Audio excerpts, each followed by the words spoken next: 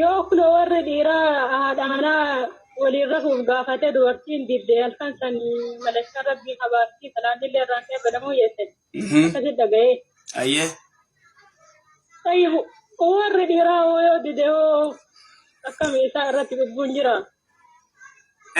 dubartii wayita gartee abbaan manaa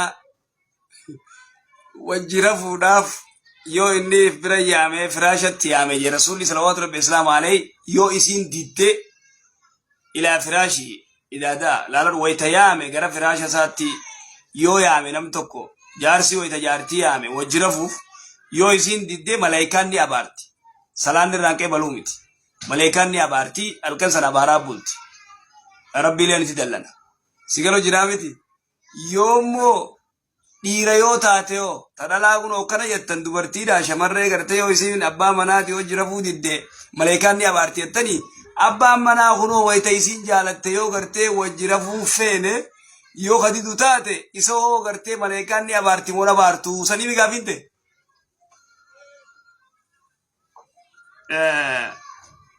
zaalima inni aslan hadiisatti dhiirti gartee yoo haadha mana isaati wajji rafuu dide The Bluetooth device is ready to pair. yoo wajji rafuu dide mirgan qabu wajji rafuu didu dhorka mamnu'a jechuudha.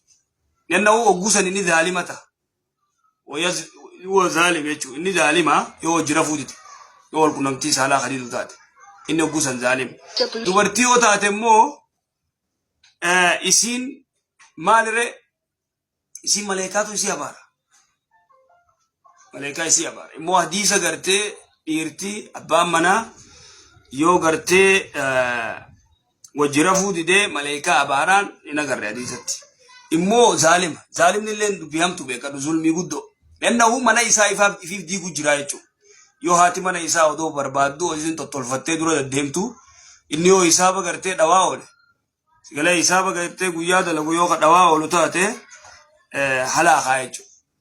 Asawa hisaaba dhawa garii beektaa isin tottolfattee bira deddeemtu inni gartee kalkuleeshinii as fudhatee faa maallaqa guyyaa hisaabaa oola.